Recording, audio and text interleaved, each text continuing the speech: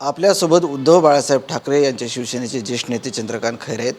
साहेब, तुमच्या मनातली एक इच्छा उद्या पूर्ण होणार आहे. राज ठाकरे आणि उद्धव ठाकरे एकत्र येणार आहेत. 12:30 वाजता किंवा 12 वाजता प्रेस होईल आणि अधिकृत युतीची घोषणा होण्याची शक्यता आहे. काय भावना आहेत आज तुमच्या? मी किती वर्षापासून वाट पाहतो तो या क्षणाची. तो क्षण आता उद्या येतो आहे. तसं पाहिलं तर प्रफुल्लनकार ठाकरेंचं कुटुंब, यांचे परिवार हा खूप मोठा परिवार आहे आणि त्यामुळे प्रफुल्लनकरांचे दोन्ही नातू त्या ठिकाणी एकत्र आले. हे मनाने उद्धवसाहेबांचे चिरंजीव आणि पुतणे हे एकत्र आले. हे सर्वांना आम्हाला आनंदाचे क्षण आहे आणि खरोखर मी सांगतो आहे दोन्ही बंधूंच्यामुळे त्या ठिकाणी मी सांगेल महाराष्ट्राचं चित्र बदलून जाईल. हे रोज सगळे हे काही पैसे देऊन वगैरे सगळे करतात नाही, निवडून येतात परत दाखवतात. आणि काय किती टीका, तो आता टीका करणारा तो एक नवीनच दिसतो होता, तो नवनाथ बन, तो आमच्या ते नांदेडचा कुठला तरी आहे वाटतं का, तो येऊन काहीतरी आपलं बोलत बसतो.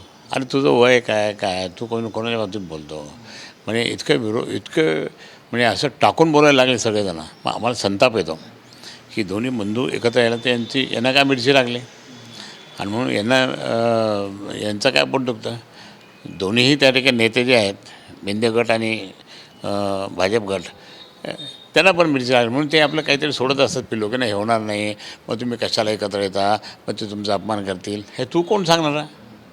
म्हणून या ठिकाणी आता उद्या आनंदाचा क्षण म्हणजे आमच्या सर्व शिवसैनिकांना प्रचंड आनंद होणार आणि तो क्षण उद्या आम्हाला पाहायला मिळेल. उद्या तो क्षण येणार आहे, परंतु राजकारणात त्याचे काय परिणाम दिसणार आहेत? कारण मुंबई महापालिकेच्या दृष्टिकोनातून ही युती महत्त्वाची मानली जाते. मुंबई महापालिका किंवा महाराष्ट्राच्या साठी राजकारणासाठी ही युती महत्त्वाची आहे.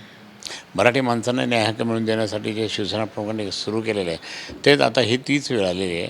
परत एकदा त्या ठिकाणी मराठी बांधव एकत्र येतील. त्यामुळे आता मुंबईबरोबरच छत्रपती संभाजीनगरची महापालिकेची निवडणूक आहे. अनेक जण तुमच्या पक्षातले राजू वैद्य असतील किंवा इतर असतील शिवसेनेत गेलेत, शिंदेच्या शिवसेनेत गेलेत, कोणी भाजपमध्ये गेलेत, असं सारखं. आणि ते काय ते फक्त चंद्रकांत खैरेवर आरोप करून जातात. ते जायचं त्यांना अनेक दिवसांपासून चालेल. आम्ही त्यांचं हालचाल नोंद करत होतो. बरेच लोकांच्या ॲडजस्टमेंट झाल्या, बैठका रात्रीच्या बैठका झाल्या वगैरे, आम्हाला सगळं रिपोर्ट्स आहे. आपण शिवसेनेने तुम्हाला इतकं मोठं केलं ते का विसरता तुम्ही? आज इतकं मोठं केल्यानंतर तुम्ही जाता तर मग म्हणजे ज्यांनी मोठं केलं त्यांना कधी विसरू नये, माझं वाक्य नेहमीच असतं. ते सगळं ते त्या ठिकाणी त्याचा पायमल्ली करतात. आणि म्हणून मला या ठिकाणी सांगायचं की हे कोणी गेलं तरी शिवसेना समजते. मी एकच सांगतो, परत मी नेहमी सांगतो ना की एक ट्रेन येते, लोक उतरतात स्टेशनवर, तेवढंच लोक वर चढतात. तसे ते लोक आमचे भरपूर तयार आहे. कारण काय या लोकांना चान्सच नव्हता ना, हे पकडून ठेवलेलं त्यांनी आपलं सीट. तर त्यामुळे आता मात्र ह्या नवीन लोकांना त्यांनी चांगला चान्स मिळेल.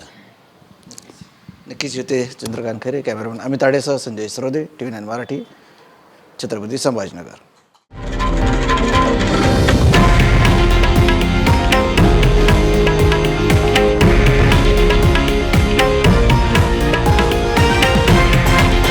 हे आहे देशातील नंबर 1 न्यूज नेटवर्क आणि आपण पाहत आहात TV9 मराठी, एकमेव.